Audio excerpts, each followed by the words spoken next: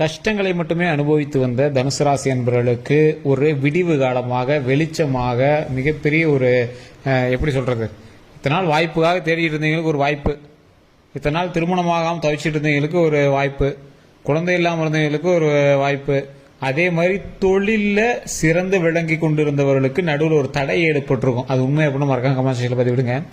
அந்த தடைக்கு பிறகு சிலர் வீட்டில் இருக்கக்கூடிய ஒரு காலகட்டங்களாகவும் சில மாதங்கள் அமைஞ்சிருக்கும். அதற்கு பிறகு ஓரளவுக்கு உங்களோட தொழில் லைட்டாக இப்போ தான் அப்படியே சூடு பிடிக்க ஆரம்பிச்சிருக்கும். அந்த மாதிரி நிலைமையில இருக்கீங்க அப்படின்னா இந்த வீடியோ உங்களுக்கு தான். ஸோ வீடியோ ஸ்கிப் பண்ணாமல் பார்த்துருங்க. பல சுவாரஸ்யமான விஷயங்கள் இருக்குது. அதே மாதிரி நிறைய பேருக்கு கேட்கறது ஒன்றே ஒன்று தான், சார் இது ராசி பலன் பொது பலன் எப்படி செட் ஆகும் அப்படின்னு கேட்குறீங்க. தனிப்படையான ஜோதிடம் பார்க்க கீழே ஃபோன் நம்பர் கொடுத்துருக்கோம். எந்த வகையான சந்தேகமாக இருந்தாலும் சரி, திருமணம், குழந்தை, அதே மாதிரி உங்களுக்கு வசியம் சம்மந்தப்படுது எந்த விதமானதாக இருந்தாலும் சரி, பிரபல ஜோதிடருடைய நம்பர் கொடுத்துருக்கோம். கீழே அந்த நம்பருக்கு நீங்கள் ஃபோன் பண்ணி உங்களுடைய ப்ராப்ளமை சொல்லி நீங்கள் வந்து சால்வ் பண்ணிக்கலாம். வேறு எந்த கருத்துக்களாக இருந்தாலும் ஃபோன் மூலமாகவே அவங்க வந்து சரி பண்ணி கொடுக்குறாங்க. நீங்கள் பேசுறது மூலமாகவே உங்களுக்கு எல்லா வகையான பரிகாரமும் சொல்லிடுவாங்க. நீங்கள் அங்கேருந்தே பண்ணிடலாம். ஸோ அந்த மாதிரி ஒரு எளிமையான விஷயம் தான் சொல்லி கொடுத்துருக்காங்க. உங்களுக்கு வேணும் அப்படின்னா ஜஸ்ட் கால் பண்ணி கேட்டு தெரிஞ்சுவாங்க. கீழே ஃபோன் நம்பர் கொடுத்துருக்கேன். ஃபேஸ்புக்கில் பார்க்குறீங்க அப்படின்னா ஸ்க்ரீன்லேயே ஃபோன் நம்பர் ஓடிட்டுருக்கும். இந்த தனுசு ராசி அன்பர்கள் நிறைய மனக்கோட்டையை கட்டக்கூடியவங்க. இவங்களுக்கு எது வேணுமோ அதை அப்பப்போ அவங்களே நிறைவேற்றிக்குவாங்க. குடும்பத்துக்காகவே வாழ்ந்த ஒரு அற்புதமான ஒரு ஆத்மா அப்படின்னே சொல்லலாம். இவங்க ஒரு விஷயம் பண்ணுறாங்க அப்படின்னா அந்த விஷயத்தினால இன்னொருத்தர் ஹாப்பியாக இருக்கணும். தன்னைத்தானே வருத்தி கொண்டு மற்றவர்களை மகிழ்ச்சிப்படுத்துவதில் இவர்களை மிஞ்ச யாருமே இல்லை. அந்த மாதிரி ஒரு உன்னதமான பிறவி. மற்றவங்களுக்காகவே வாழ்ந்திருப்பாங்க, நண்பர்களுக்காக வாழ்ந்திருப்பாங்க, அதே மாதிரி குடும்பத்துக்காக வாழ்ந்திருப்பாங்க, சகோதர சகோதரிக்காக வாழ்ந்திருப்பாங்க, தந்தை தாய்க்காக வாழ்ந்திருப்பாங்க. என்ன ஒரு பவர், அவ்வளோ ஒரு அல்டிமேட் பவர். நீங்கள் நினைத்ததை நடத்தக்கூடிய ஒரு விஷயம். ஆனால் கடந்த சில வருடங்களாக நீங்கள் நினைச்ச விஷயங்கள் நடத்த முடியாமல் தவிச்சிருப்பீங்க. பிடிக்காத வாழ்க்கையில் மாட்டிட்டு இருந்திருப்பீங்க. பண விஷயங்கள்ல நிறைய லாக் ஆகிருப்பீங்க. மருத்துவ ரீதியான செலவுகள் அதிகமாக சந்திச்சிருப்பீங்க. சென்ற வருடங்களில் குறிப்பிட்ட நாட்கள் நீங்கள் மருத்துவத்தில் கழிச்சிருப்பீங்க. மருத்துவ ஹாஸ்பிட்டலில் நீங்கள் குறிப்பிட்ட நாட்கள் இருந்திருந்திருப்பீங்க. ஸோ இந்த மாதிரி நிறைய விஷயங்கள்னால உங்களை நீங்களே வந்து என்னடா அது அப்படிங்கிற மாதிரிலாம் நீங்கள் வந்து யோசிக்கிற நிலைமையில இருந்திருப்பீங்க. அந்த நிலைமையில இருந்து அப்படியே கொஞ்சம் உங்களுக்கு ஒரு வெளிச்சம் தரக்கூடிய விதமாக ஒரு உயிர் ஆட் ஆகிருக்கும். உடனே திருமணம் நடந்திருக்கும், குழந்தை இல்லாத குழந்தைகள் பிறந்திருக்கும். இல்லை அப்படின்னா நீங்கள் உங்களோட குடும்பத்தில் யாருக்காவது திருமணம் நடந்திருக்கும். அதெல்லாம் ஏதாவது ஒரு வீட்டில் உங்களுக்கு புது ஒரு ஆளாவது லவ் இல்லாதவங்க லவ் உருவாகிருக்கும். ஸோ அந்த மாதிரி ஏதோ ஒரு விஷயம், ஒரு ஆள் வந்து இணைஞ்சிருக்கக்கூடிய ஒரு விஷயத்தினால கொஞ்சம் மகிழ்ச்சி பொங்கிருக்கும். அந்த விஷயத்தினால உங்களுடைய வாழ்க்கையில் மிகப்பெரிய ஒரு உன்னதமான காலகட்டத்தை நீங்கள் வந்து அடைந்ததாக நீங்கள் வந்து ஃபீல் பண்ணுவீங்க. இப்போதான் சார் ஓரளவுக்கு பரவாயில்ல அப்படின்னு நீங்கள் வந்து சொல்லிட்டு இருப்பீங்க. ஸோ அந்த நிலைமையில் இப்போ இருப்பீங்க. இருந்தாலும் சின்ன சின்ன மனக்கசப்புகளும் மன தொந்தரவுகளும் உங்களை வந்து வாட்டி வதச்சிட்டு தான் இருக்கு. என்ன பண்ணுறதுன்னு தெரியல சார், என்ன பண்ணுறது, வாழ்க்கைனா அப்படி தானே அப்படிங்கிற மாதிரி நீங்கள் வந்து ஒரு இதாகவே பேசிட்டு இருப்பீங்க. இந்த ராசிக்காரர்களை பொறுத்த வரைக்கும் மற்றவர்களுக்காகவே வாழ்ந்த ஒரு ராசி அப்படிங்கிறது ஒரு பக்கம் இருந்தாலும் இவர்களுக்கு அப்படின்னு சின்ன சின்ன விஷயங்கள்ல கொஞ்சம் சுயநலமும் இருக்கத்தான் செய்யும். சார் அது கூட நான் எப்படி சார், மனித பிறவினா அதுதானே சார் அப்படிங்கிற மாதிரிலாம் இருப்பீங்க. உங்களுக்கு வரக்கூடிய காலகட்டங்களில் ஒரு 2 வாய்ப்பு. உங்களுடைய நெருங்கிய நபருக்கு ஒரு வாய்ப்பு கிடைக்குது, உங்களுக்கு ஒரு வாய்ப்பு கிடைக்குது. உங்களோடு இருக்கக்கூடிய ராசிக்கு ஒரு வாய்ப்பு கிடைக்குது, உங்களுக்கு ஒரு வாய்ப்பு கிடைக்குது. அதை நீங்கள் எப்படி எடுத்துக்க போறீங்க அப்படிங்கிறதான் வரக்கூடிய காலகட்டம். அது என்ன சார் கடவுள் அப்படி ட்விஸ்ட்டாக வச்சு கொடுக்குறாரு அப்படின்னு பார்த்தீங்கன்னா, நீங்களே விட்டு கொடுக்க வேண்டிய ஒரு காலகட்டத்தில் நீங்கள் வந்துருப்பீங்க. என்னடா பண்ணுறது, சரி என்னடா பண்ணுறது, விட்டு கொடுத்துடலாம் அப்படிங்கிற மாதிரி நீங்கள் ஏதோ விட்டு கொடுத்துட்ருப்பீங்க. விட்டு கொடுக்காமல் நீங்கள் இருந்தீங்க அப்படின்னா ஓரளவுக்கு உங்களுக்கு சக்ஸஸ். நீங்கள் விட்டு கொடுக்காமல் இருந்தீங்க அப்படின்னா என்ன அப்படின்னா பகை உண்டாகிறதான வாய்ப்புகள், நட்புக்குள் பகை, சொந்தத்தில் பகை, சகோதர சகோதரிக்குள்ள சண்டை, ஸோ இந்த மாதிரி விஷயங்கள் உங்களுக்கு இருக்கிறதான வாய்ப்புகள். அதுவே நீங்கள் விட்டு கொடுத்தீங்க அப்படின்னா உங்களுக்கு வந்து பெரிய லாபம் கிடையாது. ஆனால் உங்களுடைய கூட இருக்கிறவங்களுக்கு அது யாருக்காக விட்டு கொடுத்தீங்களோ அதுக்கு ஒரு பெரிய லாபம். ஸோ அதன் மூலமாக மனக்கசப்புகள் உங்களுக்குள்ளே இருக்கிறதான வாய்ப்புகள் இருக்குது. ஸோ இதுதான் வந்து கரண்ட் சுச்சுவேஷன். இந்த சுச்சுவேஷனை வரக்கூடிய நாட்களில் நீங்கள் சந்திப்பீங்க. அந்த சந்திப்புக்கு ஏற்றார் போல் அந்த நாட்களை கொஞ்சம் கரெக்டாக மெயின்டைன் பண்ணி அந்த பிரச்சனைகளை கொஞ்சம் கரெக்டாக சால்வ் பண்ணி நீங்கள் பண்ணீங்க அப்படின்னா மிகப்பெரிய மகிழ்ச்சி கிடைக்கும். இந்த ராசினரை பொறுத்த வரைக்கும் வாழ்க்கையில் முன்னேறுவதற்கு முதல் படிக்கட்டாக வரக்கூடிய நாட்கள் அமையும் அப்படிங்கிறது ஒரு நிதர்சனமான உண்மை. அதில் நீங்கள் வைக்கக்கூடிய ஃபர்ஸ்ட் ஸ்டெப்பு தான். 3 பக்கம் தடவழி இருக்குது. அந்த 3 பக்கம் தடவழியில் எந்த பக்கம் நீங்கள் காலை வைக்கிறீங்களோ அந்த வழியை நோக்கியே அந்த பயணம் தொடர்கிறது. அந்த பாதையை நோக்கியே உங்களுடைய பயணம் தொடர்கிறது. எங்கே வைக்கணுங்கிறது இப்போ நீங்கள் முடிவு பண்ணி வச்சிடணும், அவ்வளோதான். திருமணம் ஆகாமல் இருக்கிறவங்க காதல் வாய்ப்பட்டு இருந்தீங்க அப்படின்னா அதை கொஞ்சம் பார்த்து இது பண்ணுங்கள். கடந்த சில வருடங்களாக உங்களுக்குள்ளேயே ஒரு சின்ன சின்ன கசப்பு விஷயங்கள் நடந்திருக்கும். செல்லக்கூடாத பாதைகள்லாம் சென்றிருப்பீங்க. அதனால் மன தொந்தரவுகள்லாம் சந்திச்சிருப்பீங்க. நிறைய மன அழுத்தத்தை சந்தித்து அதிலேருந்து கொஞ்சம் வெளியே வந்திருப்பீங்க. நிறைய கஷ்டங்களை சந்திச்சு நீங்கள் எப்படா அந்த லைஃப்பை எப்படி மெயின்டைன் பண்ணுறதுன்னு நீங்கள் யோசிச்சுட்டு இருக்கிற ஒரு காலகட்டத்தில் உங்களுக்குன்னு சின்ன சின்ன விஷயங்கள் அப்படியே கொஞ்சம் அப்படியே தூரத்தில் மின்னா ஒரு வெளிச்சம் கிடைக்கும் பார்த்தீங்கன்னா, அந்த மாதிரி ஒரு டக்குன்னு ஒரு ஸ்பார்க் வெளிச்சம் அங்கங்கே மட்டும் அடிச்சிட்டு இருக்கும்.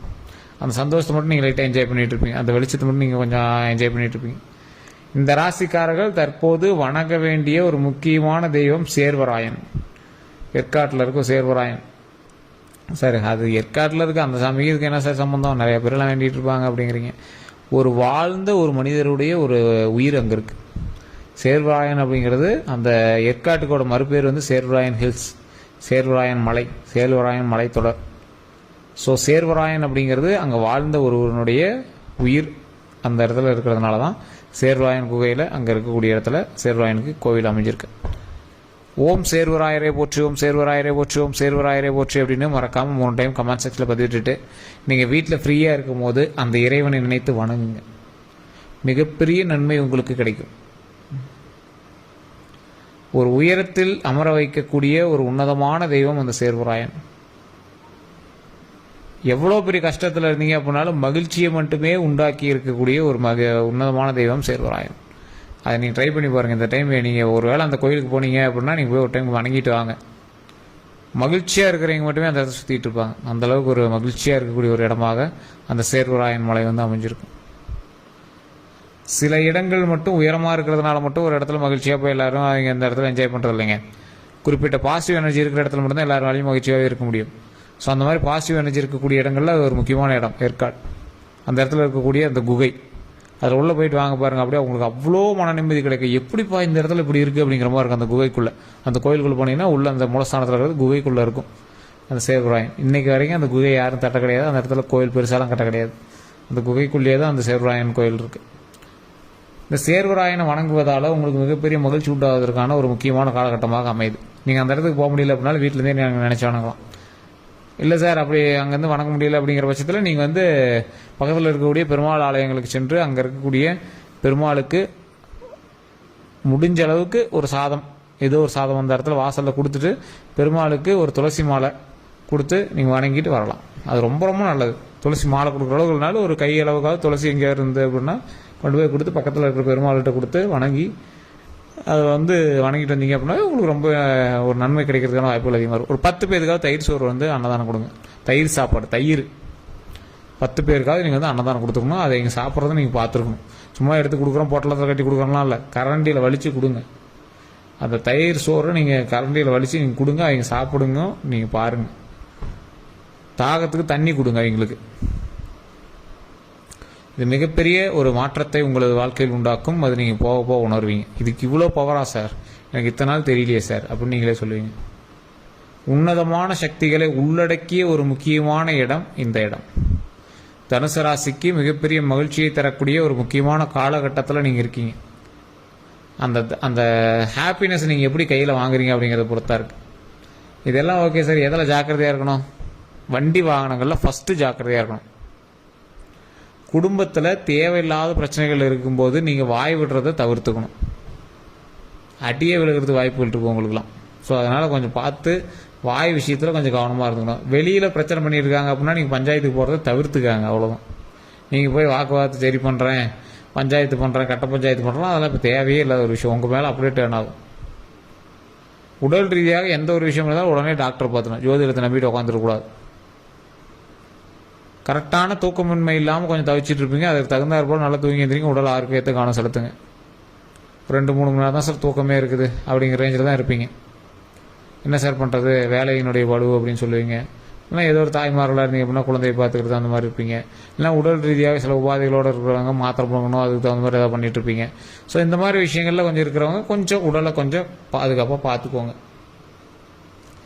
அதே மாதிரி தேவையில்லாதவங்களுக்கு ஜாமீன் கையொப்பம் நீங்கள் போடவே கூடாது. அதான் வேற பிரச்சனையில் தலையிடக்கூடாது. நீங்கள் பஞ்சாயத்து பண்ணுறேன், இல்லை சார் ஜாமீன் கொடுக்குறேன், கையெழுத்து போடுறேன், அது எந்த இதுவும் பண்ணக்கூடாது. அமைதியாக இருங்க.